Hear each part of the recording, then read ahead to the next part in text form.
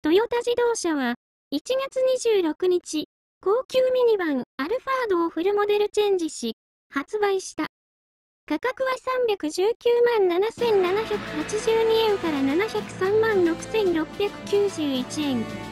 新型アルファードは、大空間高級サルーンをコンセプトとして開発。エクステリアは、高価、勇壮を表現した。パワーユニットには、3.5 リットル V 型6気筒エンジン、最高出力 280PS、6200rpm、